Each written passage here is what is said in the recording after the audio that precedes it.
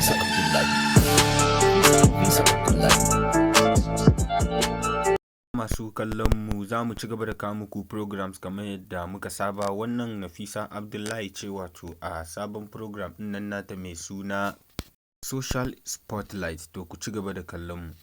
Amma in za ka aure ni. A nan tana amsa wasu tambayoyi ne da su waɗannan 'yan gidan program ɗin suke mata tambaya a kai. Ba zai ci kulla kai ba. Bari na Ke musu bayanin cewa ita ko ta yi aure, wato za ta zauna ne da namiji yana yin abin shi tana yin nata, ba wai zai kasance mai iko a kanta ba ne ko kuma mai mata gadara haka. Kowa zai rika yin abin da ya ga dama ne, wanda kuka san dai ya saba al'adamu, amma dai bari samu ku guji da kunnen ku. Tashi. Robot ne kawai ake danna remote tashi a danna remote zauna. To kuna gani hatta buga misali da robot akan ita ba robot bace. Robot ne za a ce mishi tashi ko zauna, ita mijinta ba za su yi haka tare da shi ba.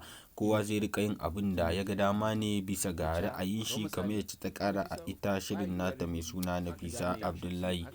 To har su masu yi mata tambayoyin suka hada da yi buga mata misalai haka sosai, kamar dai yadda za ta gane ita ta dage akan yadda dai take so ta rayu, shi za ta rayu. Har suka kara mata tambaya akan cewa yanzu kamar ke masu kwaikwayon kifa haka, tunda ke role model ce ta jama'a, sai take cewa ita ba role model bace, kuma ita bata ce kowa ya kwaikwaye ta ba. Duk wanda ya ga daman yin abu yayi kawai. Kina da, you have a message, kina da sako da yake so ki isar, and so shigaki maybe wasu na gani bai ba, kin gane sa irin shi ba, ko kuma irin yadda suke yi ce wai sun ba da sako haka. To ta ce ita dai ba mai ba da sako ba ce, kuma idan ka yi shiga irin tata ita bata saka ba, ko kuma ita ba ta da wanda take zuwa ta kwaikwayo a gurin shiga. So ya kamata jama'a ko kuma fans ɗinta su gane hakan, cewa ita ba ta zuwa ta kwafi wani gurin saka kayan shi ko sitiran shi. So kar ka je ka sa irin nata.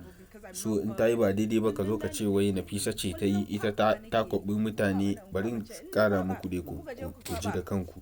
Wannan ku kuka sani. So it's not my kin ma san obligation. kwabawa kike So kuma It's kike. not my no, obligation. it is an obligation, No, Nafisa. it's Let me not. land. Let me say this. Let me say this to you. A nan ne dai shi matashin mai tambayan nata ya kara mata da cewa duk abin da kake yi, musamman idan ka kai matsayi na celebrity ko kuma mutum mai followers sosai, duk abin da kake yi dole za a kwaikwaye ka, ko da shiga ne ko magana ko wani abu dai haka. Dole za a samu wanda shi hakan ya burge shi zai kwafe ka. To ita kuma hayes ta gagara gane irin wannan, ta gagara gane hakan. Ta ce idan ka je ka yi abinka, ko da kaga ta yi ne baka da hujja, kar ka ce ita ta yi. So ita ma bata je ta kwaikwayi wani ba. Kuna gani dai, so take ta rika kare kanta. Kuma wannan shiri ne ta ce za ta bude, ba ta riga bata mutane rai ba, za a rika faɗar ra'ayi ne ta wayar da kai. To amma kuna ganin da yanayin yacce take magana, har ta jawo kanta zage-zage a social media da sauran gurare dai haka. Ana ta zaginta, ana zagin iyayenta ma wasu, duk da dai abun ba daɗi.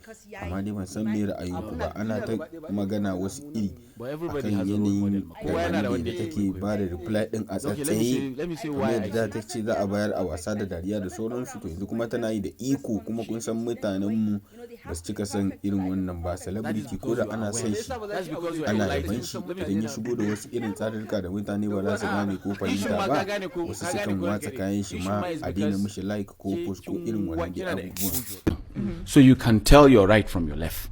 Kin san no, zan bi wannan ba. Yes.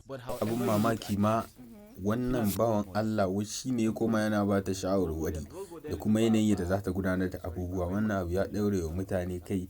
Daga hira kuma ta zo ta jujjuya abubuwan, ta kasa tsayawa ta rika magana a fahimce ta, ta bari ya magana ya fahimce ta. Har wasu sun gane cewa ita abin nata ma ya koma sakarci. Gashi nan ne shi ne koma ba ta shawarwari. Amma dai ni dai ko ku kasance tare da ni, duk wani update zan ci gaba da kifin naku, ko da ba Nafisa bace kamar yadda muka saba. Ko me zan nemo news, ainihin source zan nemo, zan sa muku. Mu ci gaba da zama tare da juna. Ku danna min like da subscribe, saboda ni ma ku karfafa ni ayyukan da nake yi in ci gaba da sake muku. Na gode, ku kasance tare da ni a wannan tasha. Gashi nan dai ku tsaya ku kalla har karshe da bayanan. To millions of people. That doesn't mean ni kuma a daura min wannan weight din na I have to appear a certain way I wear this because I'm a role model. I have to do this because like I'm a role model. Ni abin da nake so publicly at least. Because I didn't say